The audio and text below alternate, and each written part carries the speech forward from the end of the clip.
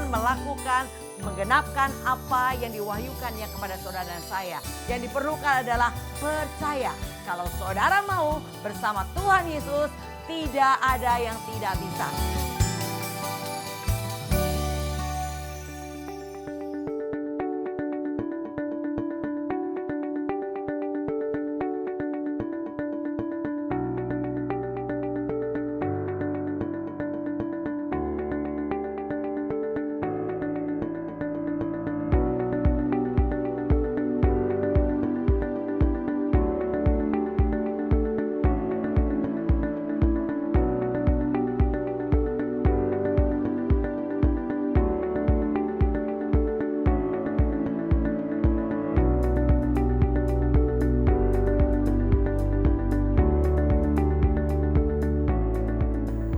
Sahabat penerobos, hari ini kita akan masuk dalam tema kita, yaitu melanjutkan 2 episode yang sebelumnya, yaitu bicara kunci untuk masuk kerajaan surga yang terakhir. Nah, saudara, kita akan belajar. Sebelumnya kita satukan hati kita berdoa. Bapa, kami mengucap syukur untuk kembali kesempatan pada saat ini kami mendengarkan firman Tuhan. Mari Allah Roh Kudus sendiri yang mewahyukan hikmat dan pengertian buat kami mengerti isi hati Tuhan, di mana kami belajar bagaimana kami sampai kepada tujuan, yaitu kerajaan surga. Berbicara atas kami Tuhan, kami siap mendengarkan dalam nama Tuhan Yesus. Haleluya, amin. Ya saudara, kita akan baca dalam Matius 5 ayat 19. Karena itu siapa yang meniadakan salah satu perintah hukum Taurat sekalipun yang paling kecil dan mengajarkannya demikian kepada orang lain, ia akan menduduki tempat yang paling rendah di dalam kerajaan surga. Tetapi siapa yang melakukan dan mengajarkan segala perintah-perintah hukum Taurat, ia akan menduduki tempat yang tinggi di dalam kerajaan surga. Iya, ternyata di surga itu ada 2 posisi atau 2 tingkatan tempat, saudara. Yang paling rendah dan tempat yang tinggi. Jadi di tempat yang paling rendah itu, siapa yang ada di tempat yang rendah dikatakan diduduki oleh orang yang meniadakan salah satu perintah dan mengajarkan kepada orang lain. Artinya bukannya mereka itu tidak mengajarkan perintah, mengajarkan saudara, tetapi meniadakan salah satu perintah hukum Taurat sekalipun yang paling kecil. Ternyata saudara, kita diminta Tuhan untuk mengetahui semua isi firman Tuhan dan mengajarkan semua. Jadi gak boleh meniadakan, mengurangkan satu yang paling kecil sekalipun gak boleh. Walaupun masih di kerajaan surga juga ya saudara ya. Ada orang yang bilang gini, ya udah gak apa-apa yang penting masuk surga. Salah. Artinya begini, selagi masih ada kesempatan kita mempunyai tempat posisi yang baik di kerajaan surga, kenapa kita gak mengambilnya sekarang saudara? Ya, jadi oleh karena itu kita belajar di sini, ternyata tempat yang paling rendah diduduki oleh orang yang meniadakan salah satu perintah sekalipun yang paling kecil dan mengajarkan kepada orang lain seperti demikian. Tadi yang dikatakan Matius 15. Coba kita buka Matius 15 ayat 4 sampai dengan 6. Sebab Allah berfirman, hormatilah ayahmu dan ibumu, dan lagi siapa yang mengutuki ayahnya atau ibunya pasti dihukum mati. Tetapi kamu berkata, barang siapa berkata kepada bapaknya atau kepada ibunya, apa yang ada padaku yang dapat digunakan untuk pemeliharaanmu sudah digunakan untuk persembahan kepada Allah. Orang itu tidak wajib lagi menghormati bapaknya atau ibunya. Dengan demikian firman Allah kamu nyatakan tidak berlaku demi adat istiadatmu sendiri. Iya, jadi dikatakan di sini orang yang berkata begini kepada bapak ibunya, ya kan, dikatakan apalagi yang ada padaku yang dapat digunakan untuk memeliharaanmu. Sebab semua yang ada padanya sudah digunakan untuk persembahan kepada Allah. Persembahan kepada Tuhan itu bagus, tapi juga harus memperhatikan orang tua ya. Kasihilah, dikatakan orang tuamu, dikatakan Tuhan bilang kita harus hormati ayah ibumu, kata hukum Taurat berkata demikian. Jadi artinya gak bisa saudara melakukan yang satu tapi meniadakan yang lain. Jadi kerjakan yang satu, yang lain juga kita harus selesaikan atau kerjakan. Nah seperti itu yang Tuhan ajarkan kepada kita. Jadi kalau orang cuma mengajarkan satu sisi tapi tidak melakukan yang lainnya, maka orang itu akan menempati, dikatakan tempat yang paling rendah di kerajaan surga ya. Jadi dikatakan dan mengajarkan kepada orang lain. Jadi ternyata Tuhan mau, benar juga yang dikatakan amanat agung. Jadilah saksiku Yerusalem, Yudea, Samaria sampai ujung bumi. Artinya saudara harus menyaksikan, harus menceritakan, harus mengajarkan kepada orang lain tentang ketetapan-ketetapan Tuhan. Dan ini adalah panggilan Tuhan terhadap saudara saya. Jadi panggilan tertinggi Tuhan ketika saudara bisa melayani Dia dan menjadi saksinya Tuhan dan memberitakan Injilnya. Dan Injil yang diberitakan bukan hanya yang saudara lakukan, yang tidak saudara lakukan saudara nggak beritakan, salah ya. Nah, orang yang demikian ada di tempat yang paling rendah di kerajaan surga. Tetapi tempat yang tinggi diduduki oleh orang yang melakukan dan mengajarkan segala perintah Tuhan. Matius 5 ayat 19. Karena itu siapa yang meniadakan salah satu perintah hukum Taurat sekalipun yang paling kecil dan mengajarkannya demikian kepada orang lain, ia akan menduduki tempat yang paling rendah dalam kerajaan surga. Tetapi siapa yang melakukan dan mengajarkan segala perintah-perintah hukum Taurat, ia akan menduduki tempat yang tinggi dalam kerajaan surga. Ya, seperti Matius 15 dikatakan seperti Matius 5 ayat 19 tadi berkata bahwa jika kita melakukan dan mengajarkan segala perintah Tuhan, kita akan menduduki tempat yang tinggi di kerajaan surga. Jadi ada dua tempat itu ditentukan oleh keputusan saudara hari ini. Kalau saudara adalah orang yang mau mengajarkan segala perintah Tuhan, melakukan dan mengajarkannya, saudara akan mencapai tempat yang tinggi di kerajaan surga. Nah, kita sudah pelajari di dalam 2 episode sebelumnya bicara kunci untuk masuk kerajaan surga. Sedikit saya mengulang dan ada satu tambahan lagi. Yang pertama adalah untuk masuk kerajaan surga, saudara harus mengikatkan diri di surga, yaitu dengan mengikatkan diri di bumi melalui gereja lokal. Saudara harus tertanam dan saudara mulai terlibat dalam pelayanan dan kita bergabung dalam komunitas-komunitas saudara seiman. Nah, ini yang Tuhan mau kita lakukan. Seperti Matius 16 ayat 19 katakan. Matius 16 ayat 19, kepadamu akan kuberikan kunci kerajaan surga. Apa yang kau ikat di dunia ini akan terikat di surga, dan apa yang kau lepaskan di dunia ini akan terlepas di surga. Ya, mengikatkan diri, punya identitas yang jelas. Yang kedua, saudara harus dilahirkan dari air dan roh. Seperti yang kita sudah baca Yohanes 3 ayat 5 dikatakan kita harus dilahirkan kembali dari air dan roh. Berbicara air, bicara baptisan, yaitu baptisan Tuhan Yesus, dan roh bicara tentang baptisan Roh Kudus di mana Tuhan sendiri yang memberikannya dengan tanda awal berkata-kata dengan bahasa yang baru. Sebab Roh Kudus adalah materai, Roh Kudus adalah jaminan sampai kita memperoleh sepenuhnya. Ya saudara, yang ketiga adalah saudara harus perlu perhatikan apa yang diperhitungkan Tuhan buat saudara dan saya, yaitu bicara pengampunan. Saudara harus mengampuni berapa kali?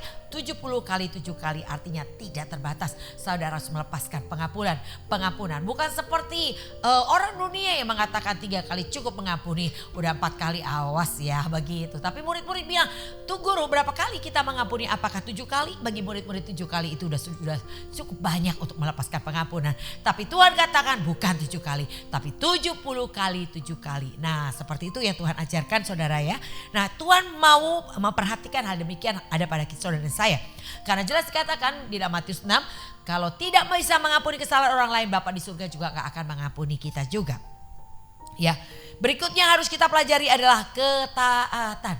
Ya, ketaatan itulah yang membawa kita kepada janji, tetapi ketidaktaatan membawa kita kepada kebinasaan. Karena dikatakan karena ketidaktaatan kita akan masuk pada masa kebodohan. Masa kebodohan adalah ketika kita menjauhkan diri dari kasih karunia Allah.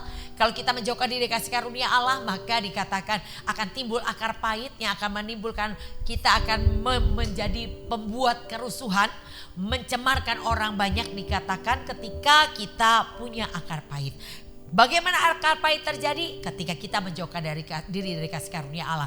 Kasih karunia seperti apa? Kita bisa beribadah, kita bisa melayani, kita bisa berdoa, kita bisa melakukan segala hal yang baik dan melakukan firman Tuhan. Itu adalah kasih karunia.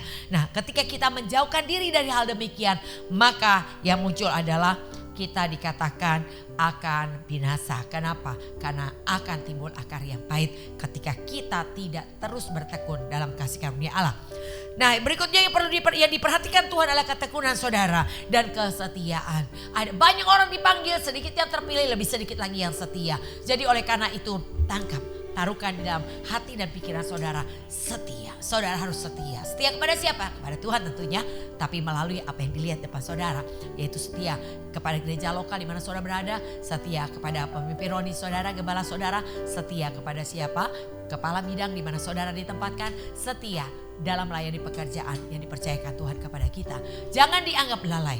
Karena Yeremia 48 ayat 10 dikatakan, Terkutuklah orang yang melaksanakan pekerjaan Tuhan dengan lalai, dan terkutuklah orang menghambat pedangnya dari penumpahan darah. terkutuklah orang yang melalaikan pekerjaan Tuhan.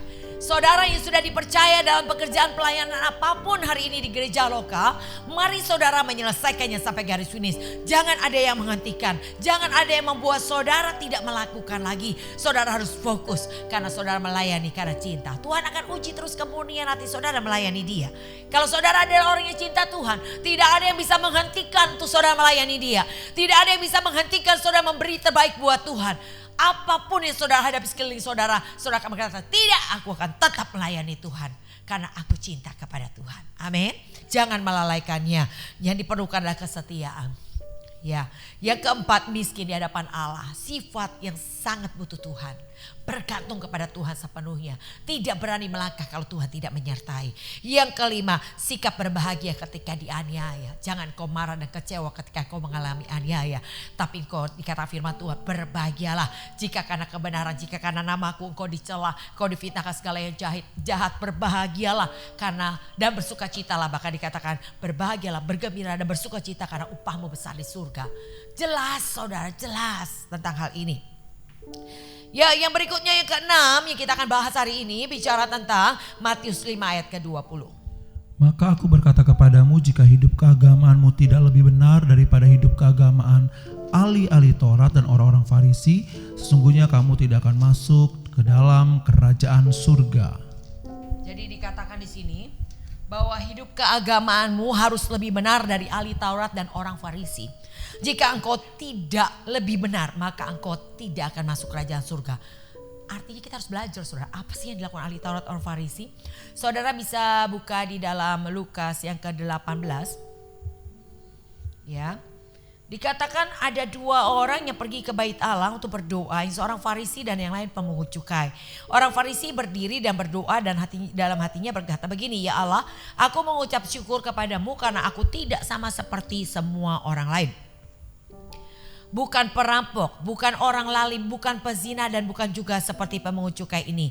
Aku berpuasa 2 kali seminggu, aku memberikan 1/10 dari segala penghasilanku. Ya, saudara lihat, ternyata yang dilakukan oleh pemungut cukai atau ahli orang Farisi ini yang dilakukan adalah dia ini bukan perampok, ya, dan dia ini dikatakan bukan orang lalim, bukan pezina. Dan bukan juga seperti pemungut cukai ya. Jadi yang dilakukan oleh orang Farisi ya, orang Farisi ini adalah seperti itu dikatakan.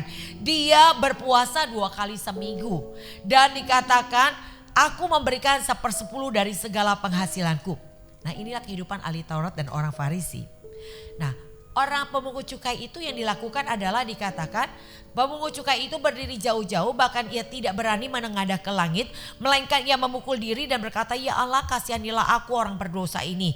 Dan Tuhan berkata, orang ini dikatakan pulang ke rumahnya sebagai orang yang dibenarkan Allah, dan yang lain itu tidak, artinya yang orang Farisi itu tidak. Jadi yang dibenarkan adalah pemungut cukai bukan karena pekerjaannya tapi karena sikap hatinya. Dia sadar dirinya bersalah, dia berkata kepada Tuhan aku tidak layak. Tapi orang pemungut cukai ini yang lebih dilayakkan Tuhan daripada si orang Farisi. Padahal dia itu melakukan yang baik, dia ini dikatakan bukan pezina, dia bukan perampok, dia berpuasa 2 kali seminggu. Dan bahkan ia memberikan 1/10 dari penghasilannya ke rumah Tuhan. Nah, jadi dikatakan jika hidup keagamaanmu tidak lebih benar dari ahli Taurat orang Farisi, kau gak masuk surga. Jadi paling tidak standar yang dilakukan oleh ahli Taurat orang Farisi itu kau lakukan, yaitu apa? Sudahkah kau berpuasa seminggu 2 kali? Sudahkah kau membayar 1/10 dari segala penghasilanmu?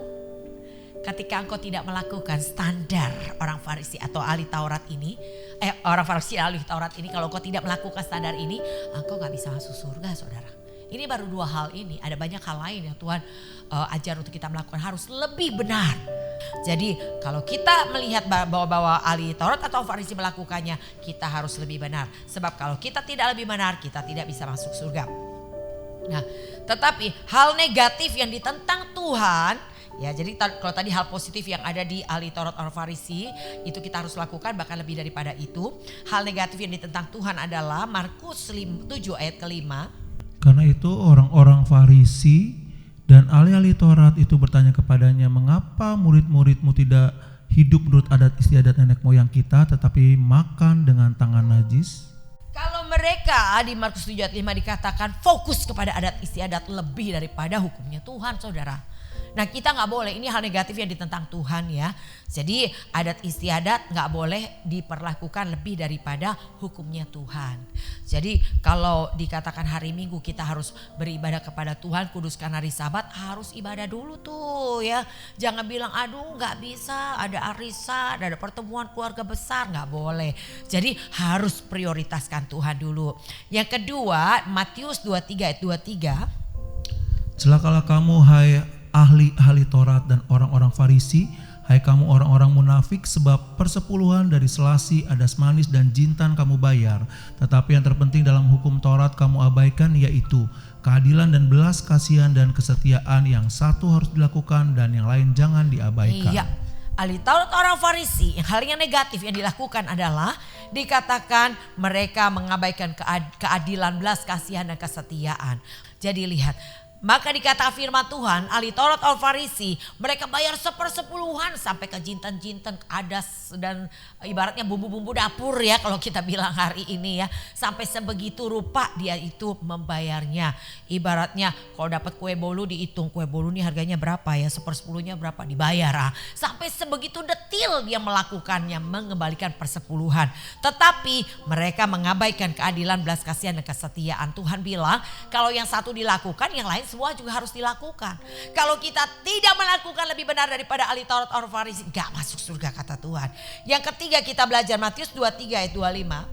Celakalah kamu hai ahli-ahli Taurat dan orang-orang Farisi, hai kamu orang-orang munafik, sebab cawan dan pinggang kamu bersihkan sebelah luarnya, tetapi sebelah dalamnya penuh rampasan dan kerakusan. Iya, itu yang ada di ahli Taurat orang Farisi.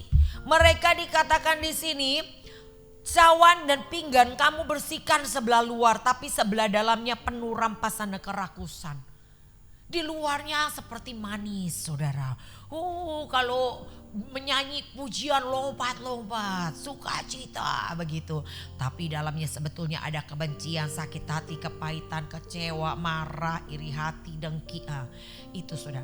Di luarnya itu rapi bersih, tapi di dalamnya itu adalah kebusukan. Nah, ini yang Tuhan katakan yang dimiliki oleh ahli Taurat orang Farisi yang tidak disukai Tuhan. Ini hal negatif yang tidak boleh kita ikuti. Lukas 11 ayat 52. Celakalah kamu hai ahli-ahli Taurat, sebab kamu telah mengambil kunci pengetahuan. Kamu sendiri tidak masuk ke dalam, dan orang yang berusaha untuk masuk ke dalam kamu halang-halangi. Iya, baca Alkitab udah bolak-balik ratusan kali saudara, dari Kejadian sampai dengan Wahyu. Dia mengambil segala pengetahuan, ikut semua seminar, ikut segala pelajaran-pelajaran. Tetapi dikatakan tidak melakukannya, cuman belajar, dapat ilmu banyak tapi prakteknya enggak ya. Dan bahkan orang yang masuk dihalang-halangi gitu. Jadi orang yang mau lebih dekat sama Tuhan dihalang-halangi, bilang begini, udah deh nggak usah banyak doa, lihat yang doa banyak masalah juga. Saudara, ini ya cilaka saudara.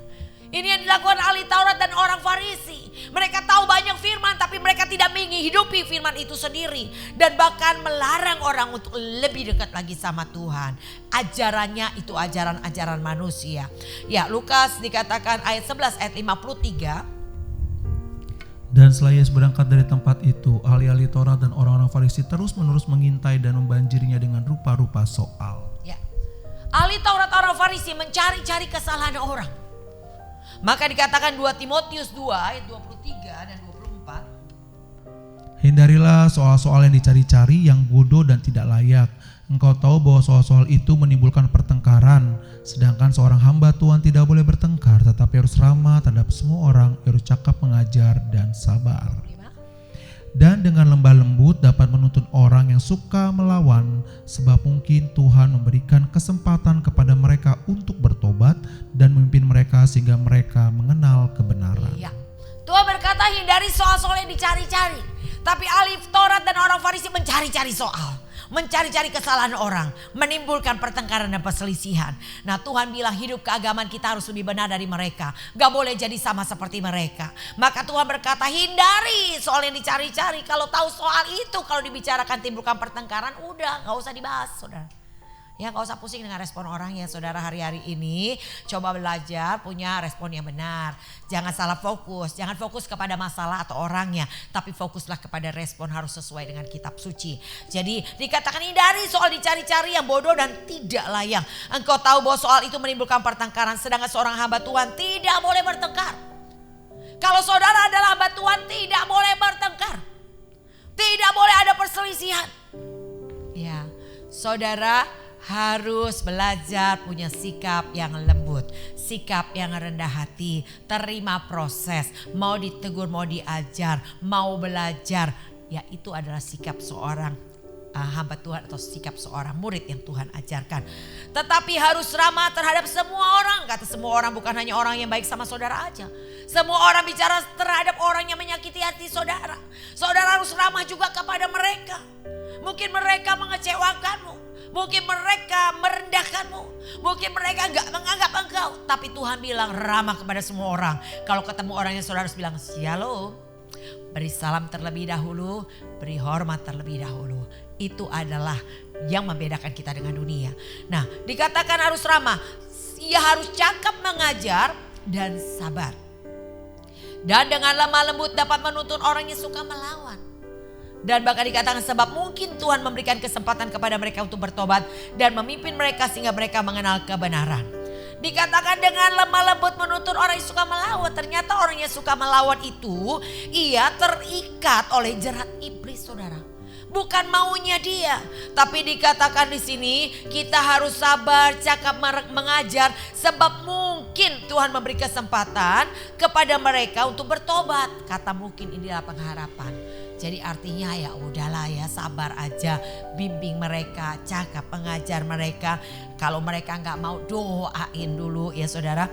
Dan memimpin mereka sehingga mereka mengenal kebenaran. Dan dengan demikian mereka menjadi sadar kembali karena terlepas dari jerat iblis yang telah mengikat mereka pada kehendaknya. Jadi kalau orang yang suka melawan itu sebetulnya karena terjerat oleh jerat iblis yang mengikatnya.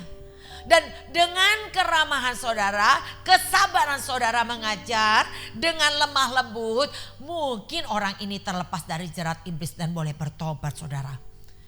Untuk mempertobatkan jiwa-jiwa Tuhan memberi nyawanya, itu pun masih mungkin. Kenapa? Karena manusia punya kehendak bebas. Hanya dengan kata mungkin Yesus memberikan nyawanya untuk menyelamatkan manusia. Dan ini juga lah kita harus belajar seperti Yesus dan teladannya. Jadi itulah hal negatif saudara yang ada pada ahli Taurat dan orang Farisi yang kita harus hindari. Tapi hal yang positif yang ada pada mereka yaitu dikatakan mereka berpuasa seminggu 2 kali harus saudara ikuti. Minimal 2 kali dalam seminggu saudara harus berpuasa. Lalu yang kedua memberikan atau mengembalikan persepuluhan. Itu juga wajib harus kita ikuti karena dia melakukannya saudara. Dan lebih benarnya adalah yaitu saudara ketika saudara berdoa gak perlu saudara mencanangkan kepada orang lain. Ketika saudara memberi gak perlu saudara mengumumkannya kepada banyak orang. Ketika saudara berpuasa gak perlu saudara kelihatan sebagai orang yang berpuasa. Dan itu lebih yang harus kita lakukan daripada ahli Taurat orang Farisi. Dan hal negatif yang ada pada mereka itu gak boleh kita ikuti. Kenapa? Karena itu adalah hal yang ditentang oleh Tuhan. Yaitu fokusnya kepada adat istiadat. Gak boleh ya saudara mengabaikan, melakukan yang satu tapi mengabaikan yang lain itu gak boleh. Jadi mereka dikatakan melakukan yang satu membawakan persembahan buat Tuhan. Dikatakan mereka bayar persepuluhan. Mereka dikatakan berpuasa seminggu 2 kali. Tapi mereka mengabaikan keadilan, belas kasihan dan kesetiaan. Dan kemunafikan mereka tidak boleh ada pada saudara saya. Terlihat di luar bagus dan bersih. Tapi dalamnya ternyata penuh rampasan dan kekerasan. Gak boleh, luar dan dalam harus sama bersih saudara ya. Apa yang saudara katakan harus sama dengan apa yang ada dalam hati saudara. Berarti saudara punya punya integritas. Jadi bukan hanya berkata-kata, tetapi saudara juga melakukan apa yang saudara katakan. Supaya pelayanan kita tidak tertolak saudara. Jadi saudara, kita belajar beberapa hal dan 6 hal yang kita pelajari tentang kunci masuk kerajaan surga. Dan biarlah saudara menghidupinya dengan kekuatan Roh Kudus. Roh Kudus akan mampukan mengajar, membimbing, menuntun saudara sampai saudara melakukan dan sampai saudara memperoleh janji itu. Yaitu dikatakan Roh Kudus adalah materai, Roh Kudus adalah jaminan sampai kita memperoleh sepenuhnya. Oleh karena itu kita perlu libatkan Roh Kudus dalam segala hal. Libatkan Roh Kudus, bertanya kepadanya, dia akan menuntun, dia akan mengajar, dia akan membimbing waktu kita salah, dia akan luruskan kembali jalan kita. Jadi oleh karena itu saudara, mari kita belajar terus jadilah murid yang baik. Ketika engkau mau belajar dan diajar, engkau akan diubahkan, engkau akan disempurnakan. Demikian sahabat penerobos, biarlah engkau tetap kuat di dalam Tuhan. Biarlah 6 kunci kerajaan surga ini menjadi rema buat kita semua. Yaitu ikatkan diri dalam komunitas. Kalau engkau hari ini belum tertanam dalam gereja lokal, mungkin kau ke gereja ketika engkau mau ke Kelapa Gading, kau cari gereja di Kelapa Gading. Ketika engkau mau jalan-jalan ke Mangga 2, kau cari gereja di Mangga 2. Ketika engkau mau ke Mall Anggrek, cari gereja di Mall Anggrek. Ketika engkau mau ke Central Park, cari gereja Central Park. Ya begitu salah saudara. Tertanam dalam gereja lokal. Bukan berarti kita bicara, tapi ini kan cabang dan rantingnya juga sama. Gitu. Salah juga. Tertanam itu artinya di satu tempat yang tetap, disitulah engkau menanamkan dirimu dan disitulah engkau harus berada. Diproses, dibentuk, disempurnakan hari lepas hari, diajar, dimuridkan, ditegur. Nah itulah tempat, yaitu rumah rohani buat saudara dan saya. Saudara harus mengikatkan diri dalam komunitas rohani. Dan saudara harus mulai dilahirkan. Kalau belum dibaptis baptisan dalam baptisan Tuhan Yesus, segera saudara mendaftar untuk dibaptis dalam baptisan Tuhan Yesus. Dan minta Roh Kudus memenuhi hidupmu. Dan Tuhan akan memberikan baptisan Roh Kudus dengan tanda awal berkata-kata dengan bahasa roh. Berikutnya perhatikan apa yang diperhitungkan Tuhan, yang dilihat dan dinilai Tuhan hari-hari ini adalah apakah kau sudah mengampuni kesalahan orang lain. Jika engkau tidak bisa mengampuni kesalahan orang lain, Bapa di surga juga tidak akan mengampuni. Artinya udah pasti masuk neraka. Yang kedua, taat. Nurut-nurut aja. Saudara sudah tertikat dalam gereja lokal, taati setiap aturan gereja lokal, melayani Tuhan dengan sungguh-sungguh. Saya percaya ketaatan, ketekunan, kesetiaan saudara akan membuahkan hasil. Saudara akan sempurna, utuh dan tidak kekurangan suatu apapun. Miskin di hadapan Allah, satu rasa butuh Tuhan. Dan sikap berbahagia ketika dianiaya harus ada pada saudara saya. Dianiaya kita berbahagia, bersuka cita dan bergembira. Wow, dunia bilang ini bodoh, tapi ini adalah kekuatan. Ketika kita bisa melakukannya, saudara masuk surga adalah jaminan. Karena saudara berbeda dengan dunia. Ya, yang terakhir adalah hidup keagamaanmu harus lebih benar dari ahli Taurat orang Farisi. Tadi kita sudah pelajari bagaimana lebih benar dan lebih dikatakan lebih benar daripada ahli Taurat orang Farisi adalah berpuasa seminggu 2 kali. Dan juga memberikan 1/10 dari apa yang Tuhan percayakan buat kita. Tapi ingat, jangan lakukan apa yang dilakukan oleh ahli Taurat orang Farisi yang ditentang Tuhan. Yaitu fokus kepada adat istiadat, mengabaikan keadilan, belas kasihan, kesetiaan, munafik. Di luar kelihatan bagus tapi di dalamnya penuh rampasan dan kekerasan. Baca Alkitab berulang-ulang tapi tidak melakukannya. Bahkan menghalang-halangi orang untuk melakukannya. Mencari kesalahan orang tidak boleh ada pada saudara saya. Puji Tuhan, Tuhan Yesus berkati.